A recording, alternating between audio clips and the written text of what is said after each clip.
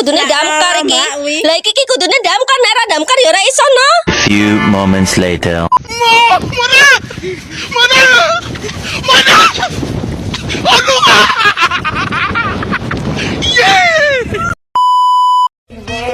Just a feeling that I want it behind because it's something that is so just in my mind. I guess it goes that. Salah.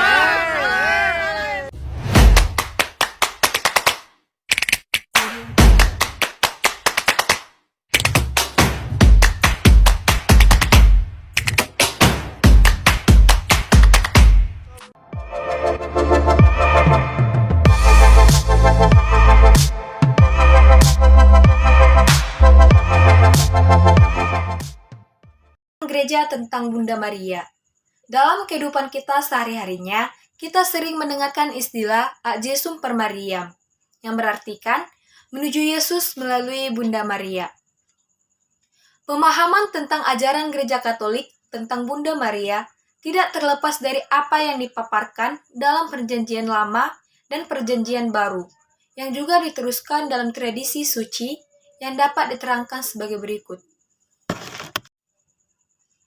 Pemahaman tentang ajaran Gereja Katolik tentang Bunda Maria yang diteruskan dalam tradisi suci ada 3. Yang pertama, peran Bunda Maria telah digambarkan secara samar-samar dalam kitab Perjanjian Lama.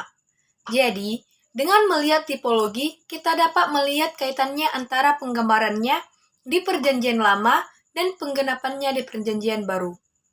Yang kedua, peran Bunda Maria disampaikan secara eksplisit dalam kitab suci, terutama dalam Injil. Yang ketiga, peran Bunda Maria kemudian banyak disampaikan oleh tradisi suci, yaitu dari ajaran yang disampaikan oleh para bapak gereja dan dilestarikan juga dalam liturgi suci oleh pengajaran magisterium yang menunjukkan bahwa Bunda Maria selalu menjadi bagian dalam sejarah kehidupan gereja di sepanjang zaman. Ad Jesum per Mariam. Pepatah ini berguna bagi pemahaman akan inti penghormatan kita kepada Bunda Maria. Mengapa?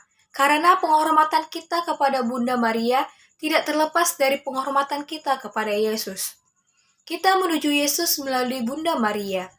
Maka, secara prinsip dapat dikatakan sebagai berikut. Seluruh gelar dan kehormatan Maria yang diberikan Allah kepadanya adalah demi kehormatan Yesus, Kristus putranya. Dan penghormatan ini selalu berada di bawah penghormatan kepada Kristus. Dasar penghormatan kepada Bunda Maria adalah karena perannya sebagai Bunda Allah. Sebagai Bunda Allah, Maria dikuduskan Allah dan mengambil peran istimewa dalam keseluruhannya rencana keselamatan Allah.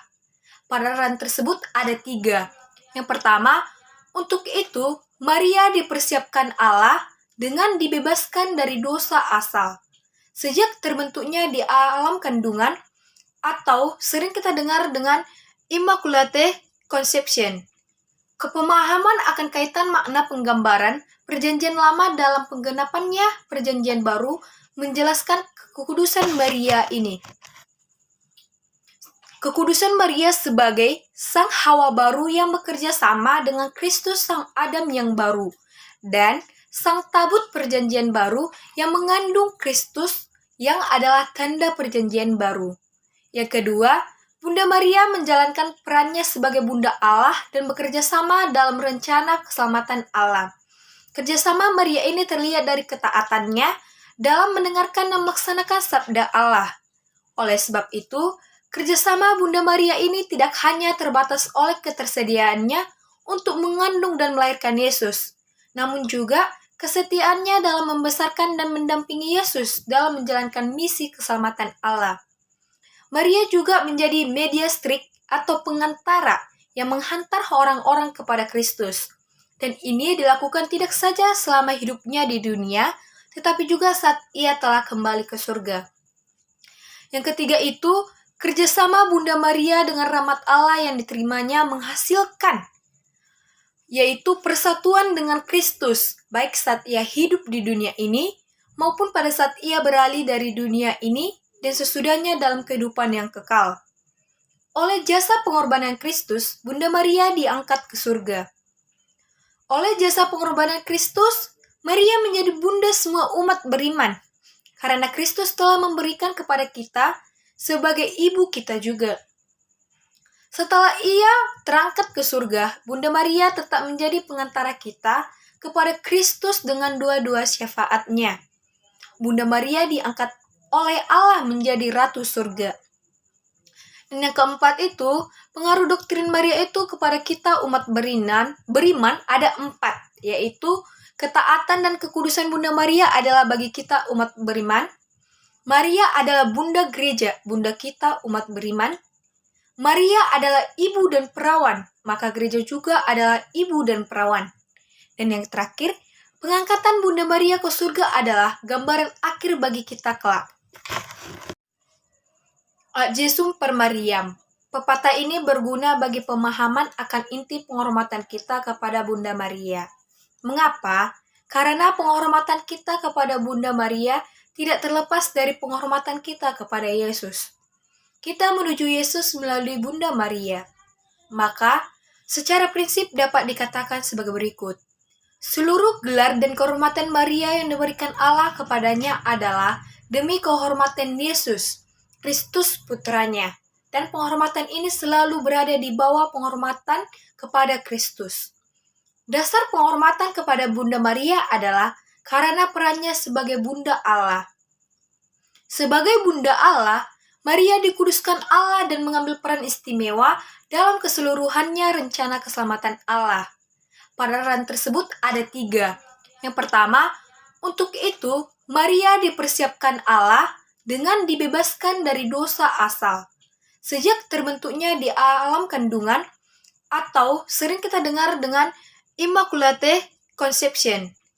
Kepemahaman akan kaitan makna penggambaran Perjanjian Lama dalam penggenapannya Perjanjian Baru menjelaskan kekudusan Maria ini. Kekudusan Maria sebagai Sang Hawa baru yang bekerja sama dengan Kristus Sang Adam yang baru, dan Sang Tabut Perjanjian Baru yang mengandung Kristus yang adalah tanda Perjanjian Baru. Yang kedua, Bunda Maria menjalankan perannya sebagai Bunda Allah dan bekerja sama dalam rencana keselamatan Allah. Kerjasama Maria ini terlihat dari ketaatannya dalam mendengarkan dan melaksanakan sabda Allah. Oleh sebab itu, kerjasama Bunda Maria ini tidak hanya terbatas oleh ketersediaannya untuk mengandung dan melahirkan Yesus, namun juga kesetiaannya dalam membesarkan dan mendampingi Yesus dalam menjalankan misi keselamatan Allah. Maria juga menjadi mediatrix atau pengantara yang menghantar orang-orang kepada Kristus. Dan ini dilakukan tidak saja selama hidupnya di dunia, tetapi juga saat ia telah kembali ke surga. Yang ketiga itu, kerjasama Bunda Maria dengan rahmat Allah yang diterimanya menghasilkan, yaitu persatuan dengan Kristus, baik saat ia hidup di dunia ini, maupun pada saat ia beralih dari dunia ini dan sesudahnya dalam kehidupan yang kekal. Oleh jasa pengorbanan Kristus, Bunda Maria diangkat ke surga. Oleh jasa pengorbanan Kristus, Maria menjadi bunda semua umat beriman, karena Kristus telah memberikan kepada kita sebagai ibu kita juga. Setelah ia terangkat ke surga, Bunda Maria tetap menjadi pengantara kita kepada Kristus dengan dua-dua syafaatnya. Bunda Maria diangkat oleh Allah menjadi Ratu Surga. Dan yang keempat itu, pengaruh doktrin Maria itu kepada kita umat beriman ada 4, yaitu ketaatan dan kekudusan Bunda Maria adalah bagi kita umat beriman. Maria adalah Bunda Gereja, Bunda kita umat beriman. Maria adalah ibu dan perawan, maka gereja juga adalah ibu dan perawan. Dan yang terakhir, pengangkatan Bunda Maria ke surga adalah gambaran akhir bagi kita kelak. Seluruh gelar dan kehormatan Maria adalah demi putranya Yesus dan selalu berada di bawah penghormatan kepada Yesus. Kardinal Newman mengatakan, "The glories of Mary are for the sake of the Son." Ini yang berartikan bahwa apapun gelar dan penghormatan kepada Maria selalu sekunderi, yang berartikan berada di bawah setelah putranya Yesus Kristus. Ia juga berarti bahwa semua penghormatan dan gelar yang diberikan kepada Maria senantiasa berakar pada hubungannya yang begitu istimewa dengan Tritunggal Maha Kudus. Sebagai putri Allah Bapa, Bunda Maria senantiasa taat dan senantiasa melaksanakan kehendak Allah Bapa di sepanjang langkah hidupnya. Sebagai putri Allah Bapa, Maria menunjukkan ketaatannya untuk bekerja sama dengan Allah dalam karya keselamatan. Sebagai Bunda Allah Putra, Maria berpartisipasi dalam karya penyelamatan manusia dan senantiasa membawa seluruh umat Allah kepada putranya. Sebagai mempelai Allah Roh Kudus, Maria menjadi sosok yang kudus dan tak bercelah. Dasar penghormatan kepada Bunda Maria adalah karena perannya sebagai Bunda Allah atau Theotokos. Kepenuhan rahmat Tuhan dalam diri Maria dan martabatnya diperoleh dari perannya sebagai Bunda Allah. Bahkan dapat dikatakan bahwa semua gelar tentang Maria bersumber pada kenyataan bahwa Maria adalah Bunda Allah Sang Penebus. Oleh karena itu, semua gelar Maria senantiasa bersumber pada misteri inkarnasi Kristus. Jadi, seluruh gelar Maria adalah untuk semakin memperkuat pengajaran tentang inkarnasi Kristus. 1. Dasar Kitab Suci Theotokos. Saya menarifkan 2 Injil. Yang pertama dari Injil Kejadian bab 3 ayat 15. Aku akan mengadakan permusuhan antara engkau dan perempuan ini, antara keturunanmu dan keturunannya. Keturunannya akan meremukkan kepalamu dan engkau akan meremukkan tumitnya. Janji ini tentang perempuan itu atau the woman dan keturunannya, mengacu kepada Tuhan Yesus dan Bunda Maria, ibu yang melahirkannya. Dan Injil yang kedua saya kutip dari Lukas bab 1 ayat 42 sampai 43. Elizabeth menyebut Bunda Maria sebagai ibu Tuhanku. Elizabeth juga menyebutkan Maria sebagai seseorang yang terberkati di antara wanita oleh karena ia mengandung Yesus. Dan Injil yang lainnya dapat dikutip dari Yesaya bab 7 ayat 14, Matius 1 ayat 23, Lukas bab 1 ayat 35, Matius 2 ayat 11, dan Galatia bab 4 ayat 4. Yang kedua, dasar tradisi suci Theotokos. Dalam dasar tradisi ini sangat banyak. Saya ambil 3 bagian saja. Yang pertama itu dari Santa Irenaeus 189 yang mengatakan, perawan Maria yang taat kepada sabdanya menerima dari kabar gembira malaikat bahwa ia akan melahirkan Tuhan. Yang kedua, Santo Petrus dari Alexandria 260-311 yang mengatakan, kami mengakui kebangkitan orang mati, di mana Yesus Kristus Tuhan kita menjadi yang pertama, yang mempunyai tubuh yang sungguh, bukan hanya kelihatan sebagai tubuh, tetapi tubuh yang diperoleh dari Bunda Maria. Yang ketiga itu tentang Santo Atanius, yang mengatakan, sabda Allah Bapa di tempat yang maha tinggi adalah ia yang dilahirkan di bawah ini oleh perawan Maria, Bunda Allah. Dan dapat kita lihat dari lainnya, yaitu Santo Cyril dari Yerusalem, Santo Epifanus, Santo Ambrosius, Santo Jeromus atau Santo Jerome, Santo Gregorius Nazianza, Santo Yohanes Kasian, Santo Cyril dari Alexandria, Santo Vincent dari Lerins, dan Santo Yohanes Damaskinus. Dari 12 ayat ini dapat kita cari dan dapat kita pahami dan sangat berperan dalam tradisi kitab suci. Yang ketiga, pengajaran magisterium gereja atau Theotokos. Gereja Katolik mengajarkan Maria adalah sungguh-sungguh Bunda Allah. Bahwa Maria adalah Bunda Allah adalah pengajaran gereja sepanjang sejarah dan ini ditegaskan kembali dalam Konsili Vatikan yang kedua.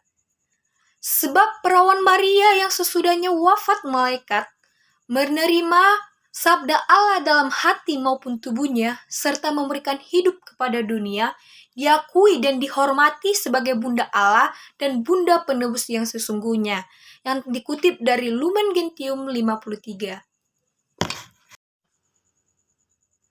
Dasar penghormatan kepada Bunda Maria adalah karena perannya sebagai Bunda Allah atau Theotokos. Kepenuhan rahmat Tuhan dalam diri Maria dan martabatnya diperoleh dari perannya sebagai Bunda Allah. Bahkan dapat dikatakan bahwa semua gelar tentang Maria bersumber pada kenyataan bahwa Maria adalah Bunda Allah Sang Penebus. Oleh karena itu, semua gelar Maria senantiasa bersumber pada misteri inkarnasi Kristus. Jadi, seluruh gelar Maria adalah untuk semakin memperkuat pengajaran tentang inkarnasi Kristus. 1. Dasar Kitab Suci Theotokos. Saya menarifkan 2 Injil. Yang pertama dari Injil Kejadian bab 3 ayat 15. Aku akan mengadakan permusuhan antara engkau dan perempuan ini, antara keturunanmu dan keturunannya. Keturunannya akan meremukkan kepalamu, dan engkau akan meremukkan tumitnya. Janji ini tentang perempuan itu, atau the woman, dan keturunannya, mengacu kepada Tuhan Yesus dan Bunda Maria, ibu yang melahirkannya. Dan Injil yang kedua, saya kutip dari Lukas bab 1 ayat 42-43. Elizabeth menyebut Bunda Maria sebagai ibu Tuhanku. Elizabeth juga menyebutkan Maria sebagai seseorang yang terberkati di antara wanita oleh karena ia mengandung Yesus. Dan Injil yang lainnya dapat dikutip dari Yesaya bab 7 ayat 14, Matius 1 ayat 23, Lukas bab 1 ayat 35, Matius 2 ayat 11, dan Galatia bab 4 ayat 4. Yang kedua, dasar tradisi suci Theotokos. Dalam dasar tradisi ini sangat banyak. Saya ambil 3 bagian saja. Yang pertama itu dari Santa Irenaeus 189 yang mengatakan, perawan Maria yang taat kepada sabdanya menerima dari kabar gembira malaikat bahwa ia akan melahirkan Tuhan. Yang kedua, Santo Petrus dari Alexandria 260-311 yang mengatakan, kami mengakui kebangkitan orang mati, di mana Yesus Kristus Tuhan kita menjadi yang pertama yang mempunyai tubuh yang sungguh, bukan hanya kelihatan sebagai tubuh, tetapi tubuh yang diperoleh dari Bunda Maria. Yang ketiga itu tentang Santo Atanius yang mengatakan sabda Allah Bapa di tempat yang maha tinggi adalah ia yang dilahirkan di bawah ini oleh perawan Maria Bunda Allah. Dan dapat kita lihat dari lainnya yaitu Santo Cyril dari Yerusalem, Santo Epifanus, Santo Ambrosius, Santo Jeromus atau Santo Jerome, Santo Gregorius Nazianza, Santo Yohanes Kasian, Santo Cyril dari Alexandria, Santo Vincent dari Lerins, dan Santo Yohanes Damaskinus. Dari 12 ayat ini dapat kita cari dan dapat kita pahami dan sangat berperan dalam tradisi kitab suci. Yang ketiga, pengajaran magisterium gereja atau Theotokos. Gereja Katolik mengajarkan Maria adalah sungguh-sungguh Bunda Allah. Bahwa Maria adalah Bunda Allah adalah pengajaran gereja sepanjang sejarah dan ini ditegaskan kembali dalam Konsili Vatikan yang kedua. Sebab perawan Maria yang sesudahnya wafat malaikat menerima sabda Allah dalam hati maupun tubuhnya serta memberikan hidup kepada dunia, diakui dan dihormati sebagai Bunda Allah dan Bunda penebus yang sesungguhnya, yang dikutip dari Lumen Gentium 53. Pengaruh doktrin Maria yang keenam itu appendix, merupakan ayat-ayat kitab suci yang paling sering dikutip untuk mempertanyakan kekudusan dan keperawanan Maria. Yang pertama itu dapat kita kutip dari Injil Matius bab 13 ayat 55. Baru dilanjut dengan Markus bab 6 ayat 3. itu sangat bersangkut paut tentang, bukankah ia anak tukang kayu? Bukankah ibunya bernama Maria dan saudara-saudaranya Yakobus, Yusuf, Simon, dan Yudas? Dan yang kedua itu Injil Matius bab 1 ayat 24-25 yang mengatakan, sesudah bangun dari tidurnya, Yusuf berbuat seperti yang diperintahkan malaikat Tuhan itu kepadanya. Ia mengambil Maria sebagai istrinya, tetapi tidak bersetubuh dengan dia, sampai ia melahirkan anaknya laki-laki. Yang ketiga itu kita kutip dari Lukas bab 2 ayat 7, dan ia Maria melahirkan seorang anak laki-laki, anaknya yang sulung, lalu dibungkusnya dengan lampin. Yang keempat, Roma bab 3 ayat 23 yang mengatakan, karena semua orang telah berbuat dosa dan telah kehilangan kemuliaan Allah. Yang kelima itu Matius bab 15 ayat 1-9 dan Yohanes bab 19 ayat 27. Dalam Injil ini, Yesus mengancam orang-orang Farisi dan mempersembahkan korban tetapi kemudian menelantarkan orang tua mereka. Dan dilanjut dengan pada saat yang Yesus disalibkan, Yesus memberikan Maria ibunya kepada Yohanes atau anak Zebedius, rasul yang dikasihaninya, yang bukan saudaranya.